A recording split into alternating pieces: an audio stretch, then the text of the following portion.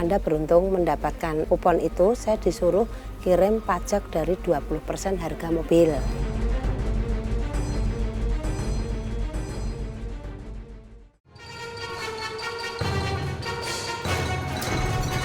Kasus penipuan di Indonesia memang tidak ada habisnya. Kian hari modus penipuan pun semakin beragam. Salah satunya adalah undian palsu. Walaupun modus ini tidak bisa dibilang baru, namun selalu ada saja korbannya. Di Pekalongan, Jawa Tengah, petugas reserse kriminal Polres Pekalongan Kota mendapat informasi tentang keberadaan tersangka kasus penipuan dengan modus undian palsu. Kita tangkap sehingga laporan pengaduan dari masyarakat ini segera dapat kita selesaikan.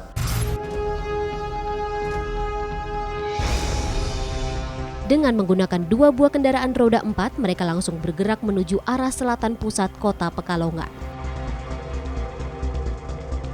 Laju kendaraan petugas tiba-tiba terhenti di sebuah komplek perumahan Medodo Indah, Kecamatan Pekalongan Barat.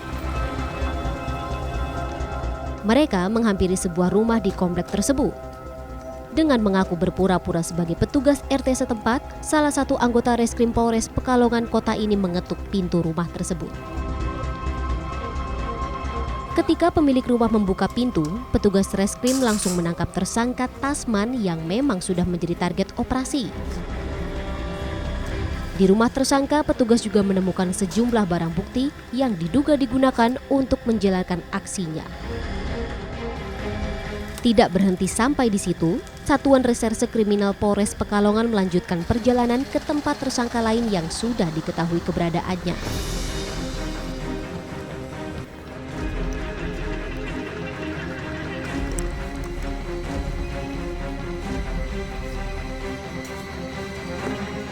Ini rumahnya Mas Wira.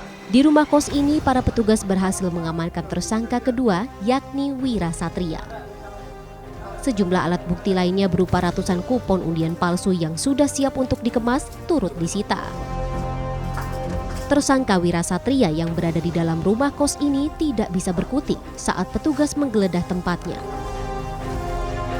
Dalam kurun waktu kurang dari 24 jam, petugas juga mengamankan 2 tersangka lainnya di daerah Alas, Kabupaten Batang, Jawa Tengah.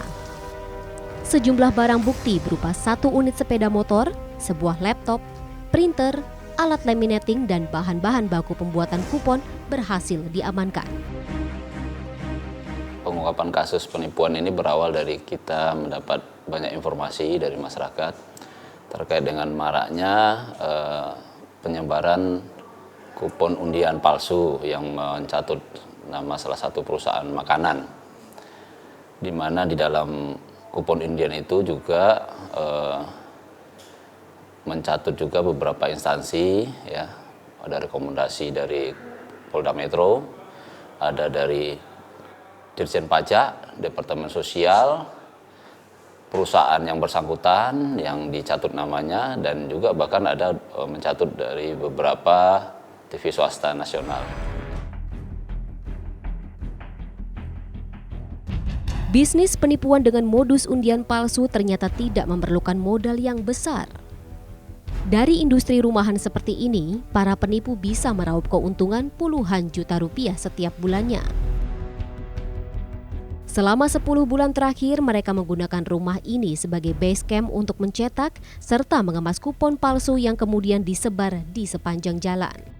Saya sebagai keamanan di sini juga, ya kan boleh orang punya, tapi sama sekali nggak pernah ngomong sama siapa-siapa saya. Ini orang gimana? Pada umumnya orang kalau kontrak kan bersosialisasi. Namun ini sibuk dengan sendirinya, keluar masuk, enggak siang, enggak malam. Ya mungkin kesibukannya saya sendiri nggak ngerti, Pak. Berikut ini adalah cara tersangka menjalankan bisnis haramnya dari dalam rumah. Nanti dipotong-potong nggak? Enggak, Pak. Terus setelah selesai? Terus apa yang dilakukan? Lagi. Ya? Terus ini korban suruh nelpon ini? Iya, Pak. Hadiahnya apa? Mobil kok? Mobil, Pak. Mobil ini Kak? Ya. Iya, Pak.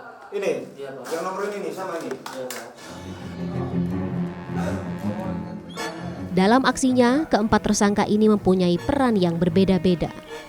Tiga orang tersangka yakni Tasman, Sudirman, dan Wira Satria berperan sebagai penyebar kupon undian palsu di sepanjang jalur Pantura dari wilayah Cirebon hingga Pekalongan.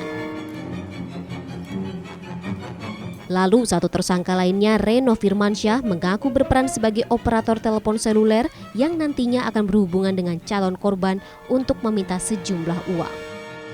Sebagai operator, Reno mengaku bertugas menerima telepon dari korban dan meminta korban mengirimkan sejumlah uang untuk menebus hadiah yang dijanjikan. Kalau itu kan cuman kita nantinya kan kalau konsumennya yang nelpon, ya kita terima.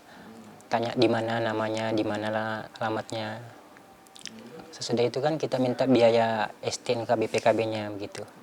Kalau dia mau ya dia dikasih nomor rekening, kalau enggak ya enggak dipaksain juga begitu. Iya, nggak ada paksaan Pak sama sekali. Jadi Anda menawarkan hadiah, terus? Memang hadiahnya Pak kan di situ kan ada, di sana tercantum.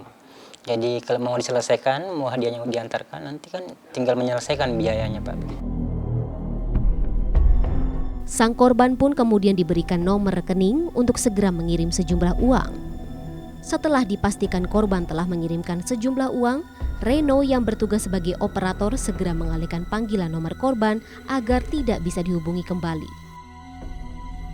Sementara itu, tiga tersangka lainnya bekerja sebagai penyebar kupon undian palsu. Dua tersangka yakni Sudirman dan Tasman mengaku menyebar kupon tersebut dengan menggunakan sepeda motor di sepanjang jalur Pantura dan jalur alternatif lainnya di wilayah Cirebon hingga Pekalongan. Dilempar Pak, gimana? Dilempar Pak. Jalan dilempar, lewat lempar, di mana aja Pak. Itu kan kayak buang sampah Pak di pinggir. Kadang sendiri, kadang berdua. Naik motor Pak.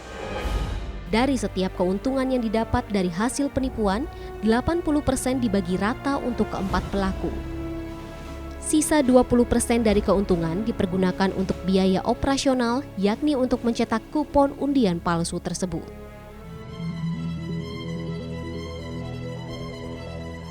Kupon undian fiktif belakangan ini memang marak terjadi.